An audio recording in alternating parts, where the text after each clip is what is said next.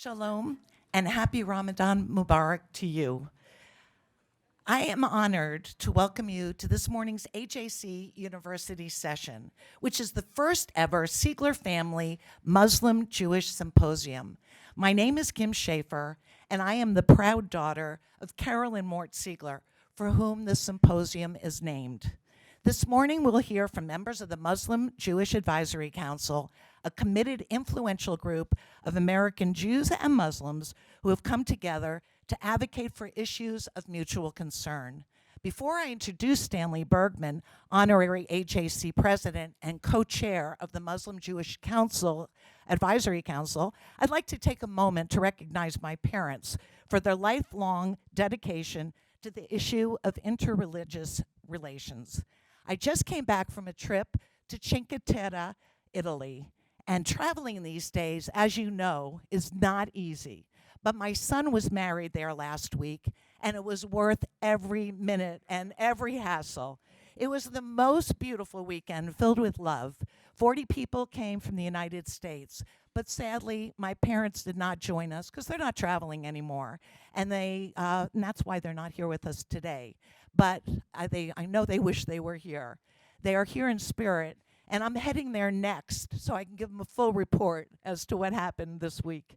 When I told my son I was traveling again and I was off to Washington, D.C. to represent his grandparents, knowing what my parents are all about, he said, "You know, Mom, holding the huppah was a Hindu, a Muslim, a Jew, and a Christian."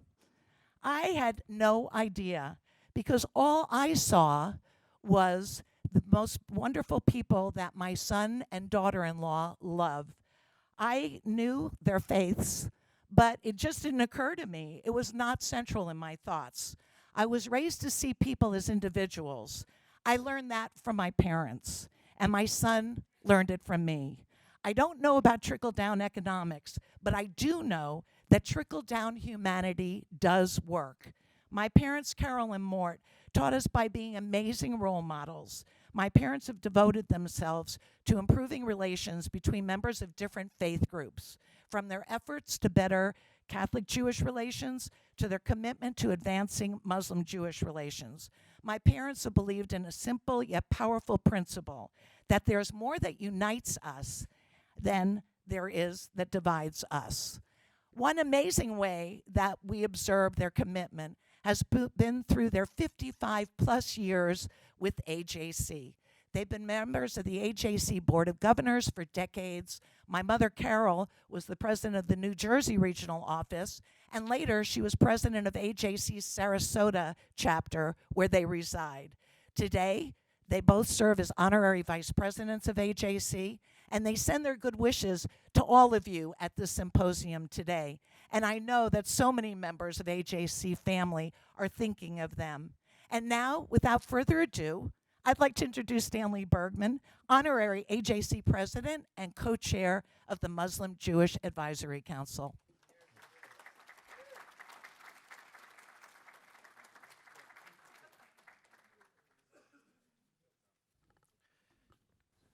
Thank you, Kim. Terrific. Good morning, everyone.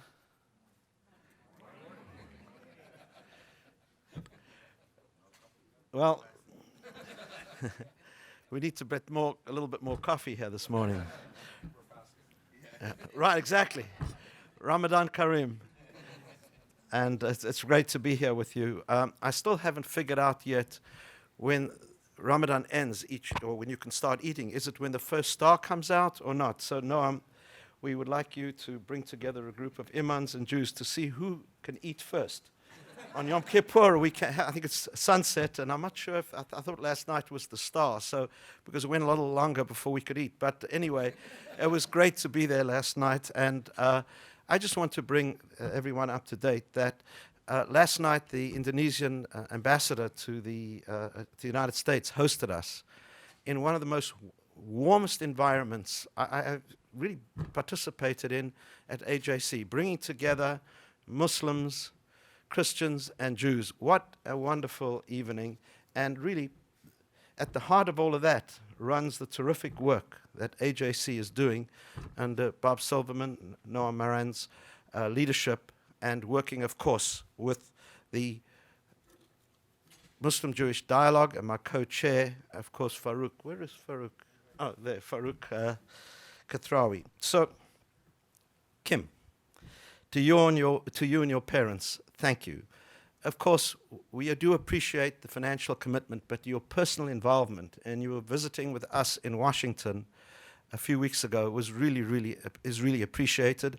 And I know this is being filmed for your parents, so to Mrs. and to Mr. and Mrs. Siegler, thank you very much. Appreciate.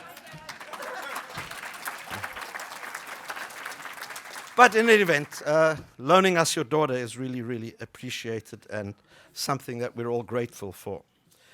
So thank you all for joining us today. I think you'll find this panel to be terrific. I've had the honor of hearing many of the panelists speak, and it's really, truly an amazing group of people. So why am I involved with this particular part of AJC? Well,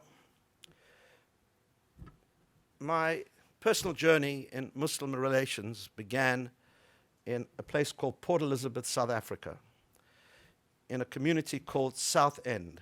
South End, together with a community in Cape Town called District 6, were the last two multi-community, multi-religion, multi-ethnic communities to be split. And my late father, who arrived with my mother from Germany in 1936, was welcomed into this community. My late father's store, my mother's store, on the one side had a Muslim family who had a store, and on the other side was a group from China, from actually Hong Kong. And for us, going to iftars was kind of normal when I was growing up. And then in my late teens, that community was split. And the different sectors of that community, the different races, were sent in different parts of the country. And I learned one thing from that interfaith dialogue, diversity, is something that is very rich. And I sadly experienced the ending of that and a sort of emptiness. And have been reaching out and work actually with a lot of Muslims in my business life. But in the communal life, in the organized community, this is really the first very serious initiative bringing together Muslims and Jews and Christians. And to that, when I was told about this initiative, I really got excited.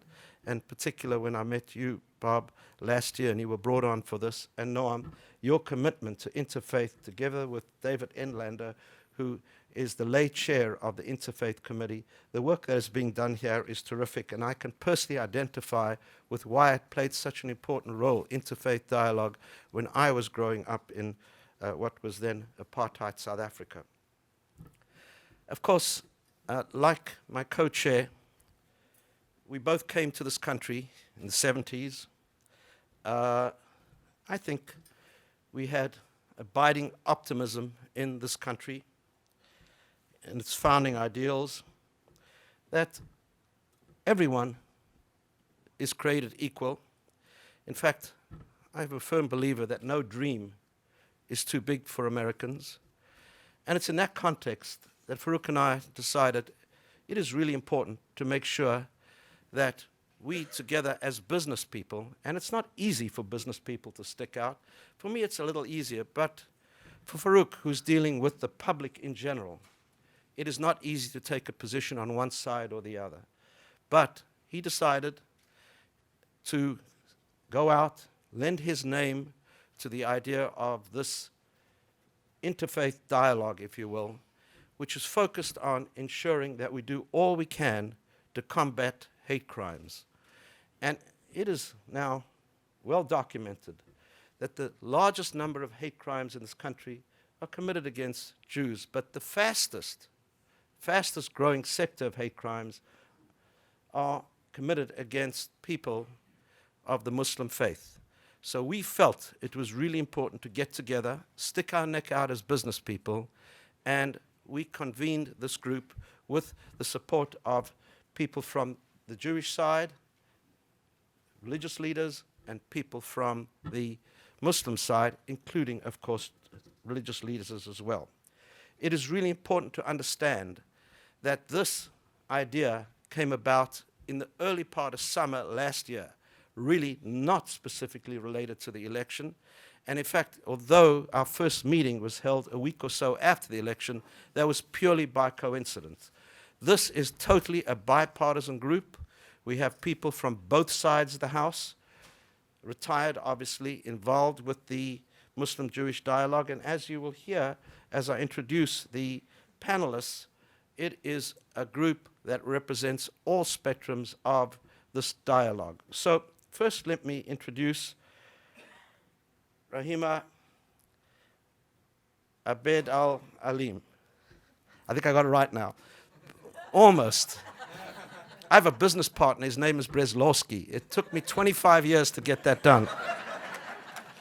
I still don't think I have it right. And he's Ukrainian, so Raheemah is the chair of Karama, a non-profit organization of Muslim women lawyers committed to promoting human rights. I mean, that's terrific. That's only in America could you have that. That's terrific. And of course, Dr. David Wolpe, senior rabbi at Temple Sinai in Los Angeles, of course, well recognized by Newsweek as the most influential rabbi in the United States. Rabbi, thank you for being here too. His weekly column, the New York Jewish Week, in the New York Jewish Week, and his guest column in the New York Times and Time magazine, I think, are read by many. Imam Mohamed Magid. I associate you with magic because you have a tremendous way about you of engaging all of us and making us feel so welcome. Imam, who's the senior imam at the Dallas Area Muslim Society Center, which my understanding is the largest Muslim congregation in the eastern U.S. and the second largest in the U.S. Born and raised in Sudan, Imam has written 3 books and represented the Muslim community at the National Prayer Breakfast in January of this year.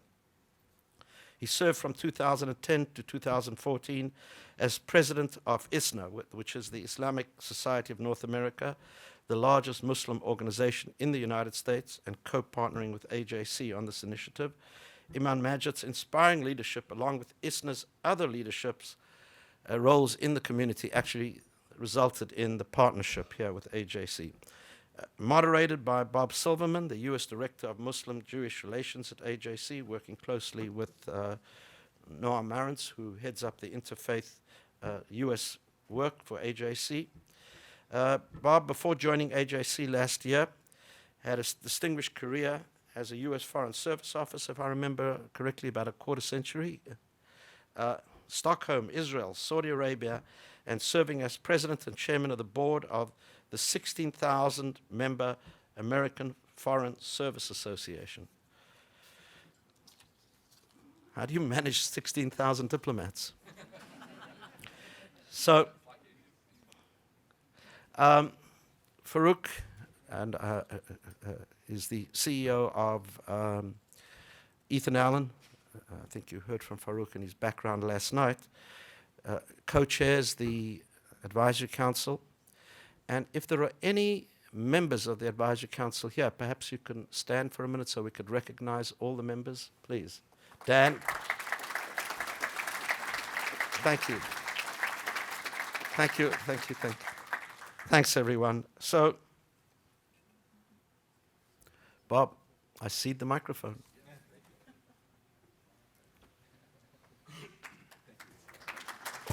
Thank you so much. Would you want to sit? Well, good morning, everybody. As we get started, I wanted to ask everyone who's involved in Muslim Jewish groups throughout the United States to stand up and be recognized. It's a good idea to stand up. And good morning. I see Richard Cohen here from Westchester, among many others, and so I wanted to say thank you to all of you for what you're doing.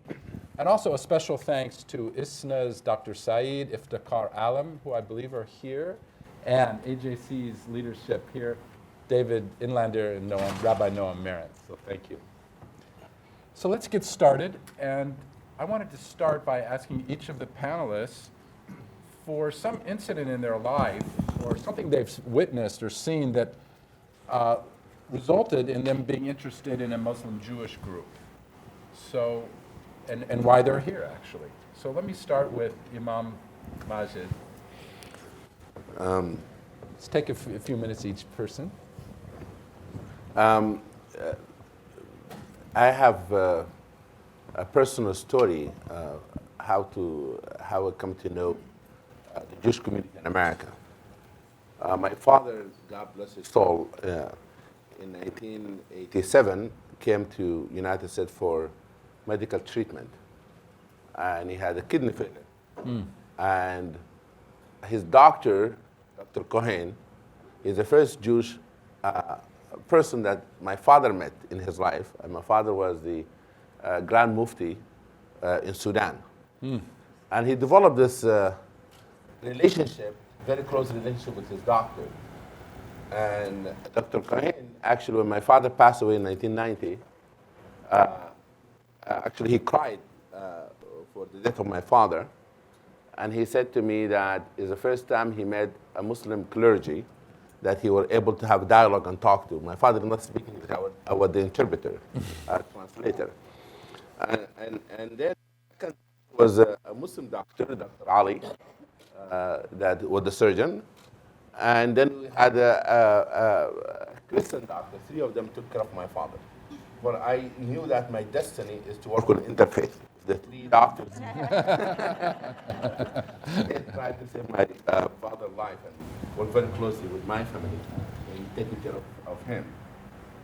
I would like to say that this relationship with the Jewish community in my own mosque begins also with having the synagogue to open its door for my community to host Muslim prayer. We have two other branches of Adam Center and synagogues, one in Ashburn, one in Reston. And that was the first synagogue in Reston that to open its door for Muslim congregation and was covered by 110 news agencies, including Saudi TV. And therefore, this relationship with the Muslims and the Jewish community, it has become part of our daily life at Adam Center. But especially, I would like to say this council that to have taken to the next level, because it gave it the national stage. And I cannot tell you that how happy I am to be part of this council, because I do believe that it will send a message to all our congregation, our community across America, to work together in the issue of common good and building relationship between mosques and synagogues across the United States. Thank you, Mohammed. Raheemah, could I ask you next? Sure. I think my story is very similar to what Kim talked about earlier in terms of the role of parents and really exposing you to the importance of interfaith work, because at the end of the day, humanity is what unites us all. And I think early on, my parents were very clear that interfaith work was so important to us as young people growing up. My father is an imam, similar to Imam Magid, in Philadelphia. And as I was sharing with the AJC family from Philadelphia, the masjid that he currently serves as the imam for started off as a synagogue. And it went from being a synagogue to a church and then finally a masjid. And to me, that's the story of America. That's a story of different faiths being able to actually utilize the same space. And because it started off as a synagogue, it's facing east, and there was no imagery when it actually eventually converted to being a masjid. So it was the perfect space for them to actually occupy. But from the time that I was young, growing up in Philadelphia, my parents, both school teachers, really ensuring that we were actually exposed to people of different faiths. And for me, early on, back in 1993, actually, I had an opportunity to work on one of the AJC programs called Operation Understanding, which was focused on Black-Jewish relations. And one of my mentors, who's here today, David Hyman, where's David? David has served as a mentor for me throughout these years. and there he is over there in the corner. Spoke at my wedding with his wife, who's I think Christian, and has really helped guide me through my legal career. And I think that Operation Understanding was actually an opportunity for me. Although it was focused on Black-Jewish relations, one of the girls on the trip who was Christian, we sat down and time after time had these great conversations about our different faiths and the importance of working together. One of my other colleagues on that trip, Dave, went to Yale University with me. So here it was, one of the Black girls from the trip and the Jewish guys from the trip. We both went to university together and actually ended up hosting many panels at the school talking about the importance of both interfaith and diverse communications with the young people on campus. And so I think that that's something that I've continued throughout my professional career. Before I had my current position, I was a civil rights lawyer with the Department of Justice Civil Rights Division. And one of my early cases was about accommodating people's different religious beliefs. And that was so important for me as a Muslim woman to be able to take a case and conduct investigations on behalf of Jewish people who wanted an accommodation to wear a beard, or a Muslim man who wanted an accommodation to wear a beard, and their employers were denying them that right. And so for me, that was kind of a continuation of what I learned as a young person, which was the importance of ensuring that people of different faiths were respected and protected by the laws that this country guarantees. And so I think my parents really helped set me on that path. And I think it's very important today that we continue to work with people that we're either mentoring or young people to ensure that they kind of get that same message that our humanity, what ties us, is so much more than what divides us. And I think over this past year, we've seen Muslim and Jewish communities coming together and really, with the increase of hate crimes, we've seen them coming together to assist one another, whether it was the synagogue in Texas that opened its doors after a local masjid was burned down, or whether it was Muslims who launched a fundraising campaign after we saw the horrible incidents of Jewish tombstones being overturned. And so I think that message is one that I think the council is really focused on, ensuring that people see us as a model of different communities working together for the better of humanity. Thank you, Raheemah.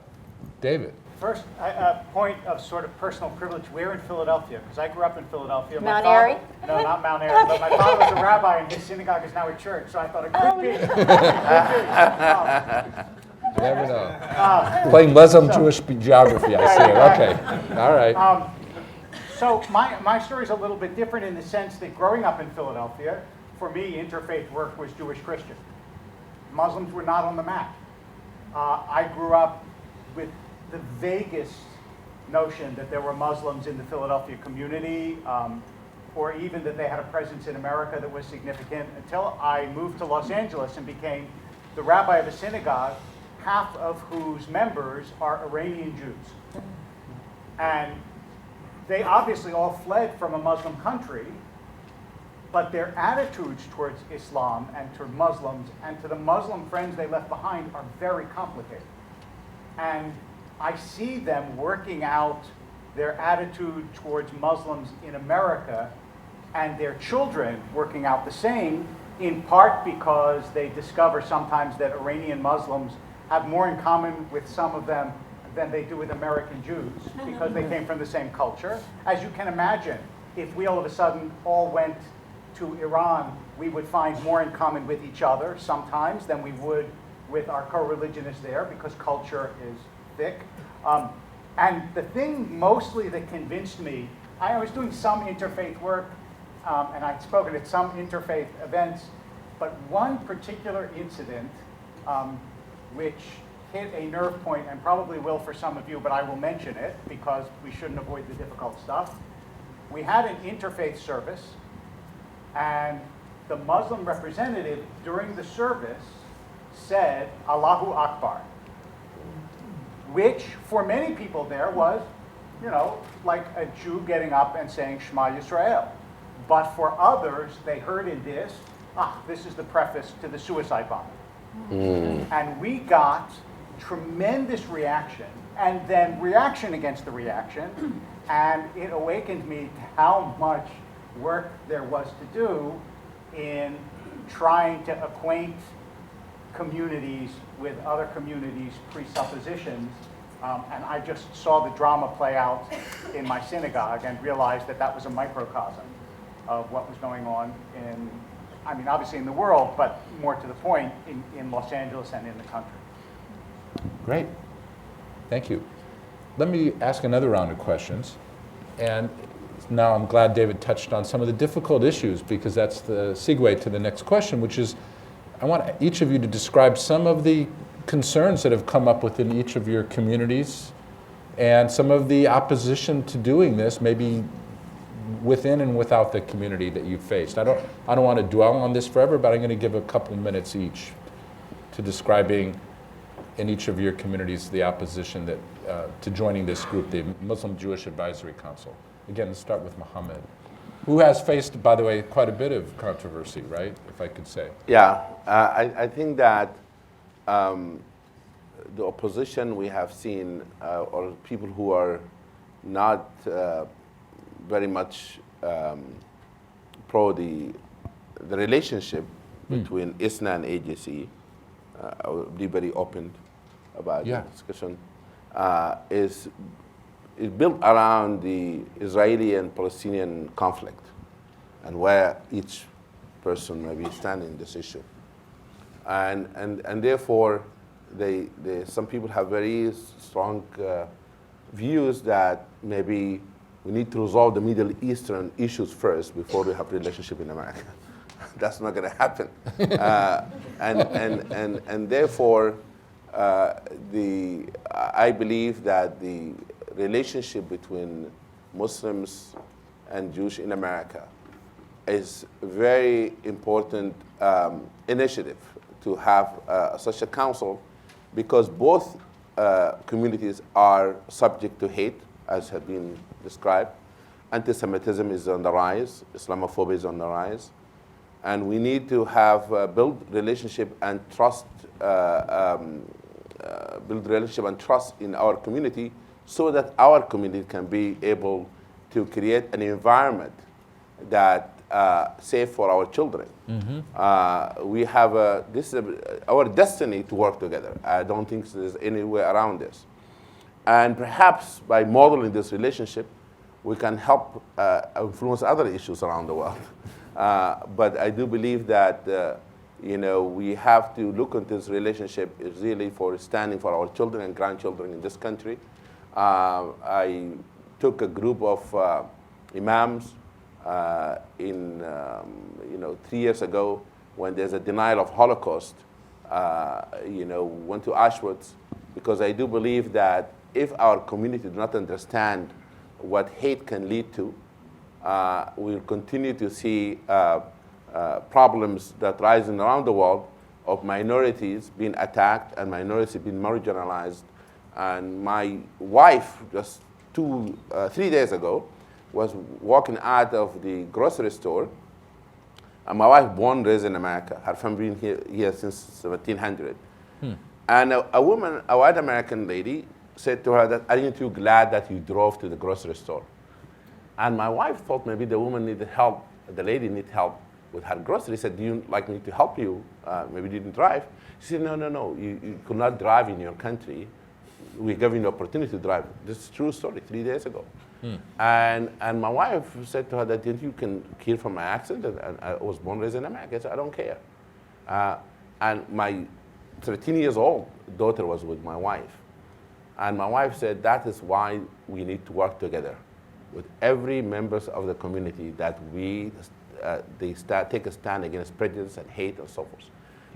That's why I see this relationship is very, very important.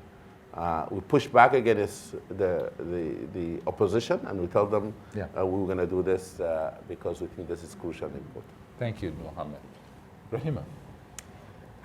It's one of those things that I've heard, really, because we have a lot of, Facebook activists in this day and age, unfortunately, that there's been some pushback. Fortunately, I personally haven't experienced a lot of it, because the people I generally just surround myself with are more encouraging. But I've read a lot of the opposition to engagement.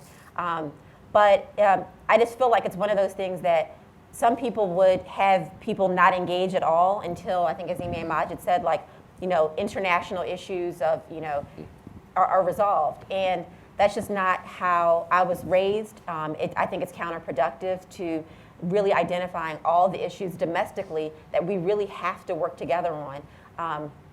Because as two communities who are really suffering the brunt of this anti-Semitism and Islamophobia, who else is better suited to work together to address those issues? And so despite the naysayers, I think we'll just demonstrate by the positive work that we're doing, the important role that you can have in actually working together to affect change. Thank you. David. So I'm sure that there will be people who will actually, again, reverting to the population that is engaged with this that I know best in my own congregation, there will be people who will disapprove of my participation here, but there will be more people who will assume that my participation here is naive. And they'll say, look, basically, there are two kinds of people that are going to participate on this panel. Either people in the Muslim community who are completely ineffectual, or people who are secretly pushing another agenda. And I have received, I want you to know, because to avoid the hard issues is foolish and counterproductive, I've received many emails saying basically, this person, and I honestly don't remember the particulars, so I'm not sparing my co-panelists, this person or that person who's on the AJC Council has a cousin whose brother's dog walker's uncle's sister supports Hamas. And you sat down with them. So you're being foolish, and you should realize that this is true. I don't know, honestly, to some extent, I don't know how you combat that, except by genuine cooperation on difficult issues that makes progress to the point where you can say, look, we did this together, it's actually done, like hate crimes legislation, and you can be upset about the theoretical idea of cooperation, but there are tangible results. Would you feel better if we had not accomplished this? That's the only antidote I know. But for a lot of people, the distrust is so deep. Some of it goes to the Israel-Palestinian conflict. Some of it goes to the history in the Middle East of Jews and Muslims together, as I can attest to from my own congregation.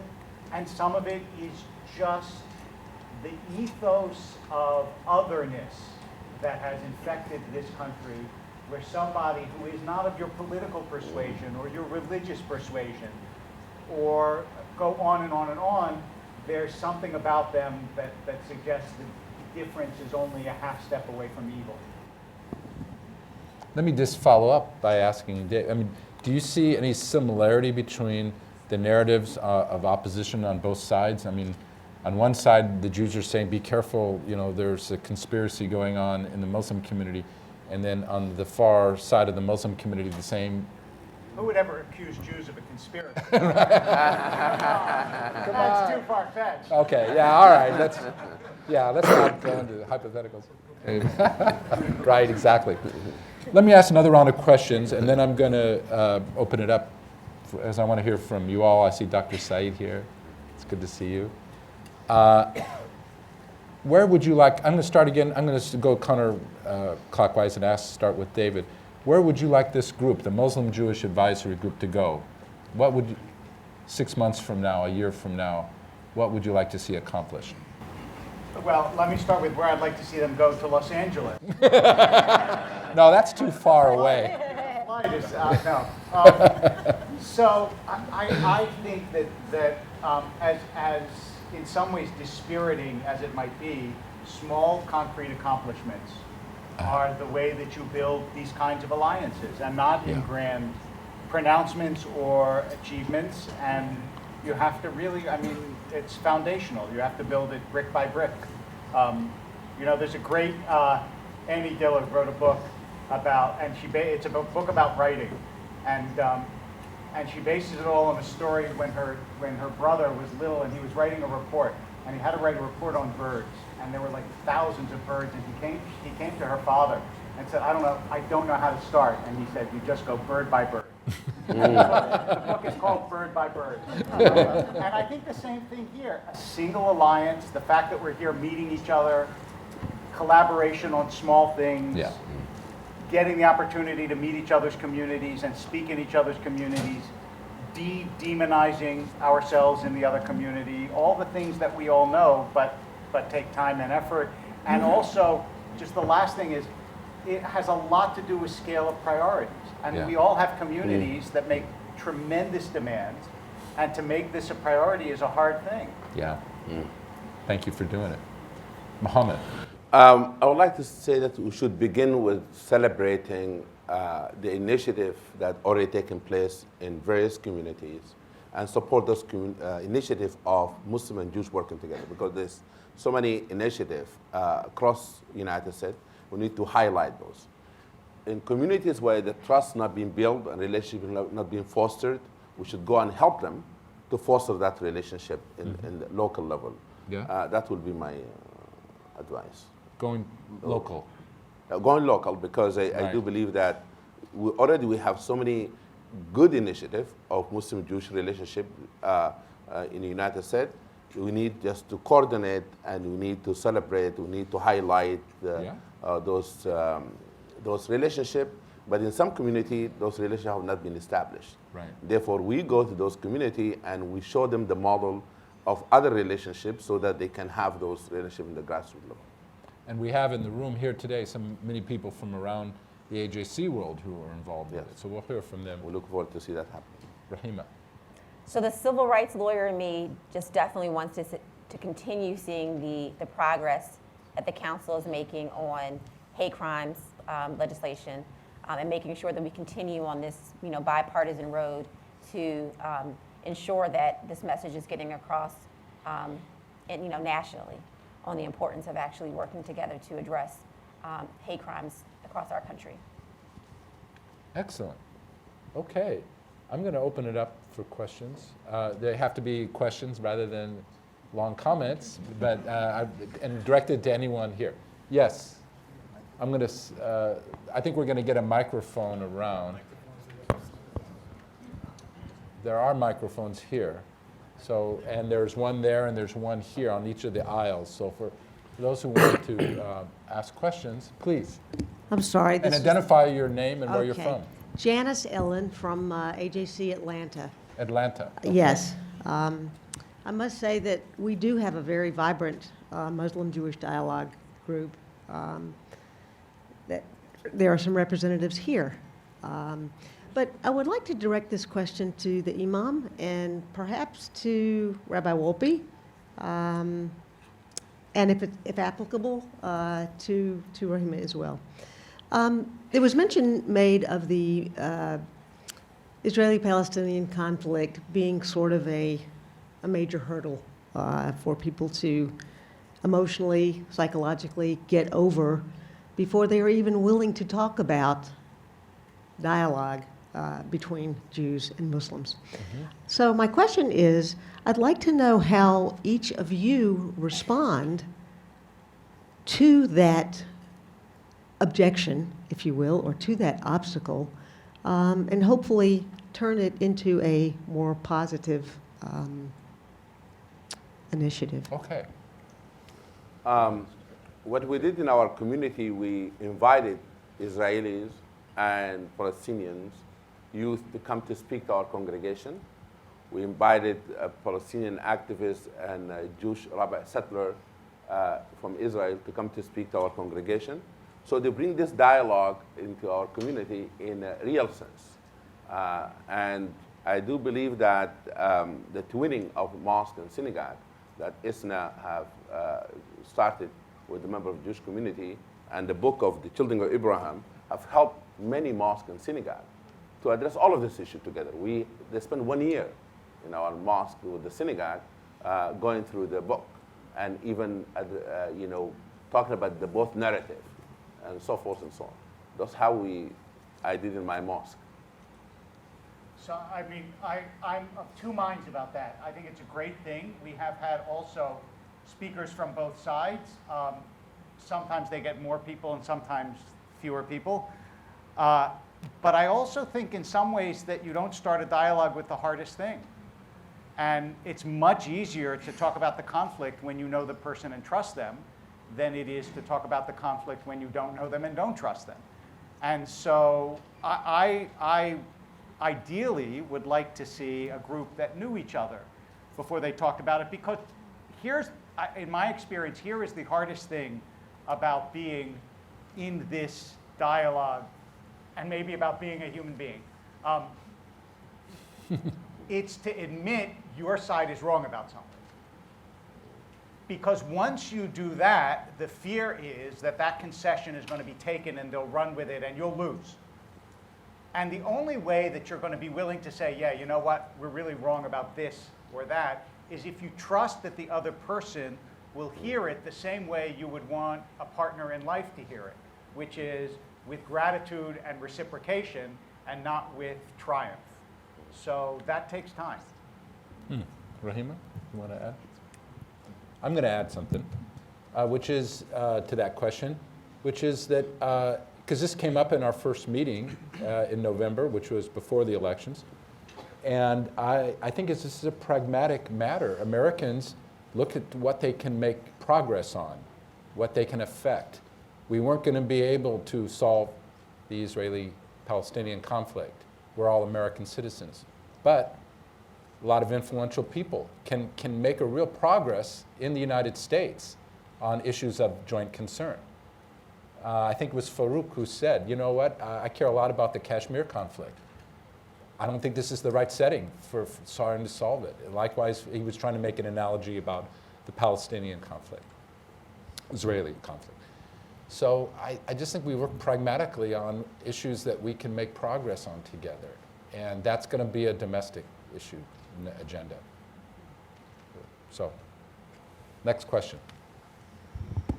Good morning. My name is Richard Allen. I'm involved with the Muslim-Jewish Dialogue in Atlanta.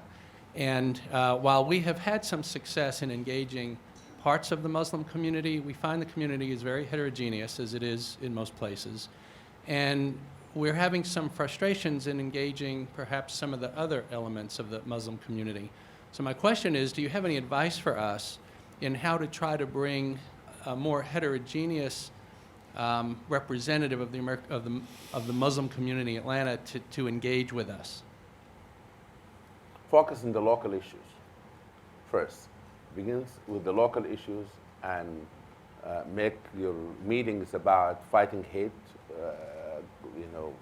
standing against hate and addressing hate crimes rather than global issues. That would be my advice. Any other advice? But of course, the Jewish community is so unified, right? There's only one address. Anyways. We've always found, too, that maybe trying to find one or two people who are very diverse to then help them kind of bring other people in. So sometimes if you get that one person's buy-in who has a little bit more diversity, and they can actually reach out to people who trust them, and they'll bring them on board. Good advice. David, any? I was just going to say, if you sponsor a Muslim event and invite Jews to come and make it a Muslim event, then maybe the Muslim community will, if it's a celebration, a holiday or something, and that might draw a larger cohort of, from the Muslim community. Also, Coleman, my brother is the head of the Ethics Center at Emory, so I can ask him if he can reach out to people. So talk to me. I have contacts in Atlanta. And I do think that maybe you should visit the mosque. You don't wait for them to come, but you take an opportunity in Ramadan and just said, well, we're here to join you in breaking the iftar. We have done it. Yes. Next, on this side here. Hi, my name is Micha. I'm a rising senior at Ohio State University. And my question is, how can I, as a student who will be going to my last year, try to set up some sort of dialogue to try to make something similar happen on a college campus? What's any advice that you could give me? So hopefully, this is something I can try to accomplish with my Muslim and Jewish cohort before I graduate. Hang on, give me the advice. I haven't been in college in decades. So when I was in college, one of the things that we used to do is, and I'm not sure if your university has like a center for either like a diversity center or Hillel or, I mean, at Yale we did. So we oftentimes would host events at the Jewish Center for Student Life, and we would have events where we could bring people of different backgrounds. So I think as the Imam said, food is often an international unifier. Something you can always do is actually even do like an event where people bring different foods from their different backgrounds. Because that can also, at a college, you'll find probably even people within the Muslim and Jewish community who have different cultural backgrounds who can bring food and then just kind of make it open to the other students. And I think that's something that we've always found is a great way to bring people together. Or maybe a movie. There's a lot of movies that have been done, not a lot, but there's some movies that have been done that really talk about the role of Muslims helping out during the Holocaust, or have a movie followed by a discussion. I mean, that could always be something too that I think could be helpful. In DC, they had spread hummus, not hate. They would make it have hummus. I would make clear that it's not going to be about the Middle East. That's somehow in the title or something, make it clear that that's not the issue, because that's incendiary. And I have two suggestions for you. One is invite a speaker that could speak to the issue and invite both communities. But frankly, don't make it open mic, because at a university setting, it'll be the loudest voice, which will often be a counterproductive voice. So have a group that you invite rather than open it up, because if you open it up, you will get the extreme voices that are going to be the loudest. On this side. Thank you. Hi, my name is Howard Rubin. I have a question. Speak up a little bit, please. Sorry. I have a question about the Quran. I think that it's not really an understood book. I know that a close Muslim friend of mine, we were talking about the concept of jihad, and the American concept of jihad is war. And I understood through the conversation when he was talking about the different levels and what it actually means, that we really don't have a concept of what that book means, at least on the moderate side. We just have the radical interpretation. Don't you think that has to be more done to educate Americans and Jews that the Quran is not necessarily a book that just means war and killing people? There are other meanings to it, and I don't think that gets out there in the Jewish community or into the American community. We have this perception of the book and what it stands for, and I don't think there's enough effort made, and it has to be made by the Muslim community, I think, to have an understanding of the interpretation and the moderate interpretation of the Quran. Who wants to take that one? Yes, I agree with you. That's why I wrote a co-author a book called Reflection on the Holy Quran. And president of ISNA, former president of ISNA, Dr. Matson, wrote a book called The Story of the Quran. I would recommend that book for you or for anyone here in the audience. But it's true that we have to do more to explain what the Quran is all about. Especially in the month of Ramadan, Muslims celebrate the revelation of the Quran because it was revealed in Ramadan. And we need to share the true understanding of the message of the Holy Quran. I actually want to speak to that because I have a few people in my congregation who are experts on the Quran, having read half an article about it. And they are relentless with 6 quotes. And I always tell them that if someone did that equivalently to the Torah, I would object. And it's a good thing there are no Canaanites around to say what they think of our holy book.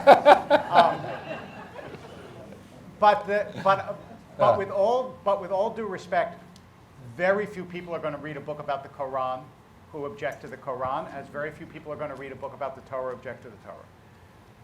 There has to be a different kind of approach.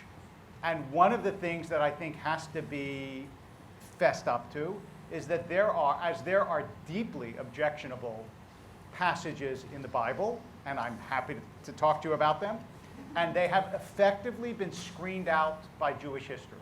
That's what happened, really. Passage about stoning a rebellious son, the rabbi said it never was and never will be. In other words, we can't stand this, we're getting rid of it. I think that there has to be a genuine attempt by Muslim scholars and leaders to say, yes, there are these passages in the Quran, and they are objectionable, and we are creating an Islam that either reinterprets them or screens them out in the same way that Christians had to do with the New Testament. And as Jews, we know that very well. His blood be on us and on our children forever. The church had to reinterpret that so it didn't mean Jews were guilty of killing Christ. The Jews had to do with passages, and Muslims have to do the same. And unless the non-Muslim community sees that process, it's not gonna take. Because what's going to happen is, for all the wonderful things you'll say are concluded in the Quran, I'll still get an email with 6 verses that are objectionable, and they'll say, aha, you see what they're hiding? But this is what the book is about. So this is not an easy process, but that's the only way that you will touch people who are predisposed to think badly of it. Let me respond to this. Yeah, Please. please. Muslims have dealt with what they call a difficult text, explaining those texts. And there's books been written, articles, lectures been given, deconstructing the narrative of violent extremists who have misquoted the Holy Quran, misused the verses, and did not understand the historical context of it. And I can recommend many, many articles that can be used and read to really explain those texts. Myself, in month of Ramadan, in my community, we every day in Ramadan, we take verses from the Holy Quran and explain it to the community, and especially those verses that you hear them on the news and be misquoted and so forth. Each of these verses that Muslim scholars, through the history of Islam, have dealt with them. I have no doubt. We just don't know it. But the people don't read those, what have been said. If you Google them just now, if you any one of those verses, you'll find many Muslim scholars have explained them over and over again. In ISNA, for example, we gathered Muslim scholars in the United States, and we had them to dwell on the issue of terrorism and suicide bombing and so forth. They issued one of the strongest religious opinion that I ever have seen. Even there's nothing like it even in the Muslim world in addressing this issue. But not many people have read that. That's why, to the extent that some of our interfaith partners, they said we need to highlight this opinion, and we gathered in the National Press Club a few years ago, and they received the fatwa from us, and they responded to it. Therefore, it's very important that How long is it? How long is the opinion? The opinion about 2 pages. That is, you can read it while you ride in the metro. Not in LA. We don't do that. We read while we're driving. You don't read. No. Yeah. But that's exactly what we need. Because the reality is, most people will not put in the intellectual effort to, when I hear all the time Jews are saying, why don't people understand the Middle East better? I say to them, what do you know about Kashmir? Right? Most people are not, unless they're deeply engaged in the issue, they're not going to. So if it's something simple, widely disseminated, and maybe, by the way, we should look into sending this out. Isna can share that with you. And Raheemah? I think it goes back to some of the same things we've been talking about earlier, which is having things done in a way that's very approachable and maybe even on a local level, because oftentimes the work has been done, but people just don't hear it. In my neighborhood, for example, there was misconceptions about Islam. So they said, let's have cultural conversations, that's what we'll call them. Mm-hmm. And we'll have them it'll be in the, kind of local city hall. We'll make it open for neighbors to come in and ask those questions in an environment where, at least they're with their fellow neighbors. It's a more local environment. And I was like, nobody's going to come out to this. Like, it's going to be a Sunday, it's warm, it's the middle of the summer, everybody's at the pool. And I was shocked at the number of neighbors who came out because they had questions about Islam. Mm-hmm. And it was an all-female panel, and they just wanted to ask women who are Muslims, why do you wear scarves? Why do you wear hijab? Can you drive? But it was a safe space for people to ask those questions that they maybe always held, but didn't have an opportunity to really ask them. And so sometimes you need something at that at the local granular level where people can actually ask those questions and be directed to the periodicals or the longer articles if people have the time or bandwidth to do it. But sometimes you actually need something that small. Thank you. This question here, please. Assalamu alaikum and Ramadan Kareem. My name is Ahmed Al-Maligi. I'm an Egyptian activist. And I've been working for a few years now on Muslim-Jewish relationships. And what makes me strong about it and confident that I'm not doing the wrong thing is the second surah, verse 62, which is clear by Allah subhanahu wa ta'ala that Jews, Muslims, Christians are alike in believers according to their deeds, according to their intentions. So if you're a good Muslim or a good Christian or a good Jew, then God, Allah subhanahu wa ta'ala, will give you the reward and put you in heaven. But in another surah, and this is the problem with the radicalization, especially in Egypt and the Middle East, is saying that وَلَنْ يَرْضَ عَنَّكَ الْيَهُودَ حَتَّى تَتَّبَعَ مِلَّتُهُمْ, that the Jews will never accept you unless you become one of them and follow the path, which contradicts the verse 62 in the second surah. And also, according to my humble experience. I'm going to interrupt. What is the question? You need to ask a question. I'm getting to that. Okay. Thank you. Which contradicts the second surah and verse 62. Sure. And also from my experience, Islam and Christianity have missionaries, and you just say the word and you're one of us. But with Judaism, they never initiate conversion or anything. You have to go all the way and knock the door. So regarding that ayah, وَلَنْ يَرْضَ عَنَّكَ الْيَهُودَ حَتَّى تَتَّبَعَ مِلَّتُهُمْ, what do you think of it? Because I ask everyone, like every scholar, and every time they give me different opinions. So this is Ask the Imam. Yes. Yeah. That is there's We a have question Dr. I've been Said asked here many too. times, and maybe you'll get the answer today. First of all, in Holy Quran, whenever you see the word Jewish and Christians, it doesn't mean all Jews or Christians. The verse saying that some of the Jews, some of the Christians, they will not accept you unless you accept their way. And you can see the same thing about Muslims. Some Muslims will not accept a Jewish or a Christian unless they're being like them. And therefore, when the word Jewish and Christian appear in the Quran, it doesn't mean all Jews and all Christians, period. And that's it. Okay. Thank you. Thank you. Next question. Here. Hi, I'm from the University of Central Florida, and I have a question for Raheemah. We live in a world where it's very hard as a woman for your voice to be heard.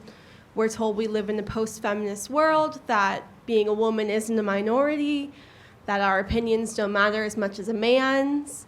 And I feel like as a woman, as a minority, I'm Jewish. Whether you're Jewish, you're Muslim, you're Black, you're Hispanic, you know, your voice is not as well heard as a man's. So my question is, what's your advice for young women that want their voice heard, that want their opinions to matter? Well, I would just say to continue speaking and continue believing that your voice matters. I think it's one of those things that's often challenging as a minority woman to feel that, you know, sometimes culturally people feel like, you know, to hold back and to be modest, to be more reserved. But I think it's important for you to know that there's no contradiction with your faith and being an outspoken activist. There's no contradiction about, you know, standing up for the rights of other people who may be marginalized. You know, candidly, I work in an environment that is very, very, let me see, what's the best way of putting it? Challenging. Challenging.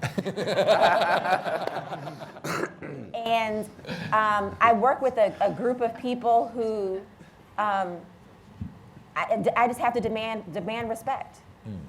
Demand that your voice will be heard. And sometimes, you know, I still get it. I've been practicing law for over 15 years, and sometimes the junior intern, you know, people look to him for advice. And I just have to make it clear, no, he works for me. I don't work for him. And sometimes it's hard, but you just really have to continue pushing the envelope, continue making sure that in every room, you know, that you're heard and that your voice matters. Thank you. Thank you. Please.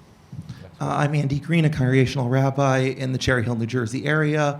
When I was a rabbinic student in Los Angeles, I encountered an inspiring program, the exchange between Sinai Kiva Academy and New Horizons Muslim Community School. And I would love to try to build something similar in my community, but I don't have nearly as robust institutions as you're blessed with in Los Angeles, Rabbi Wolpe. And so I'm curious about suggestions for doing that, and also reactions, both positive and otherwise, to that exchange. So Ask the this is rabbi. what we do in our school, which is a yearly exchange with a Muslim school in the area with 7th, 8th graders. So we're not talking about high school kids. Earlier is better. Earlier is better. And I have to say, overwhelmingly, the reaction is positive. We get very little pushback, and here's where public shaming is great. Seriously, all for public shaming in this way. The people who react against it feel uncomfortable because everyone around them thinks it's a great idea. You know? So it's very hard to say, no, my 7th grader shouldn't meet their Muslim counterparts, because everybody will look at them like, really? And in this respect, the peer pressure can be very powerful.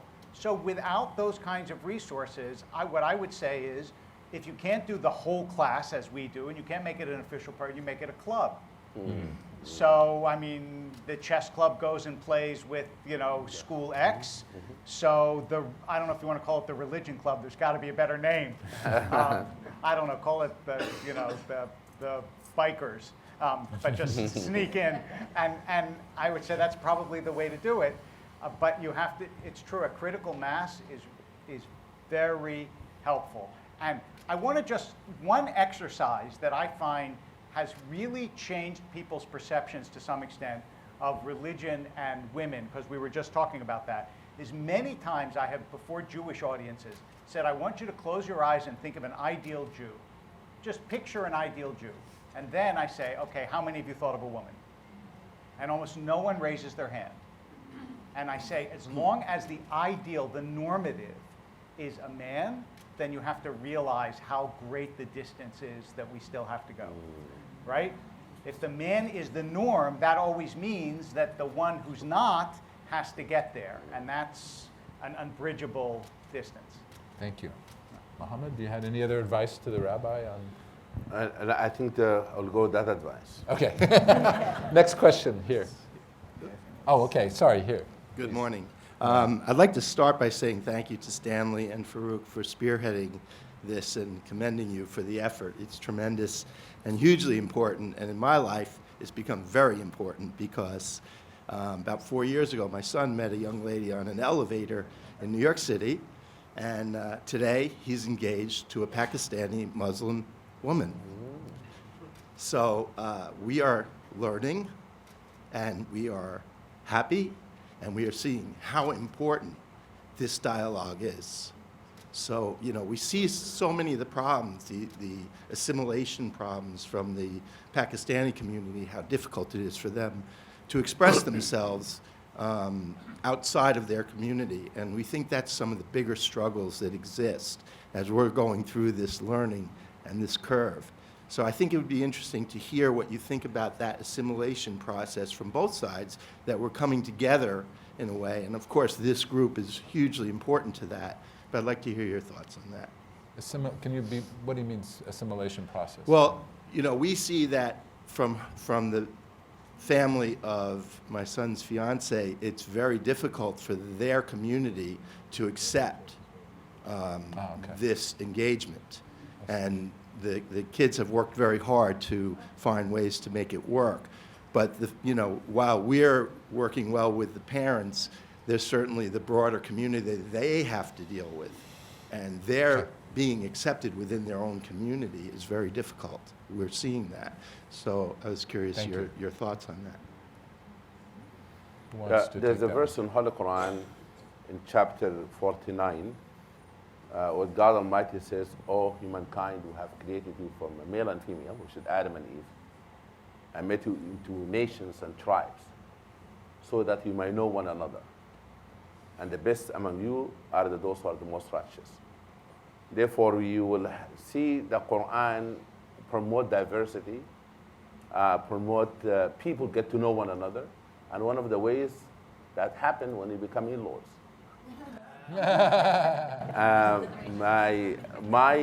My in-laws are Catholic, and they're one of the, since I'm on the camera, they're great.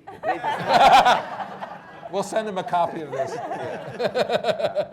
Therefore, you get to know people through marriages, neighborhood, and so forth. But if you need, I do marriage counseling, and I have a book called "Before You Tie the Knot." I consider a free copy, so you don't think that I charge you.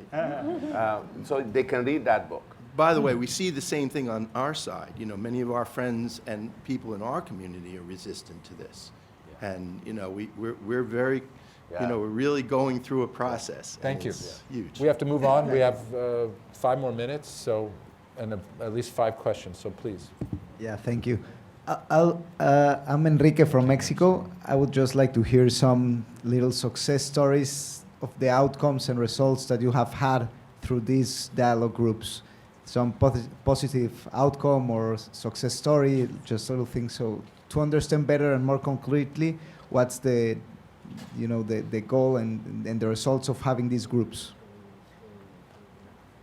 I think one of the tangible results that we've had so far is to have council members on just a practical level, people who are very busy, who are been committed to meeting on a regular basis and being very candid and discussing the issues that they want the council to address. And these are people who could be from various parties. We have both sides of the aisle or even in the middle politically. So I think that that's been a huge accomplishment just on a ground floor level, just getting in the same space, in the same room, talking about the issues, getting on phone calls with our domestic policy subcommittee and actually talking about what issues the council wants to advance and actually coming up with concrete proposals that we've been submitting.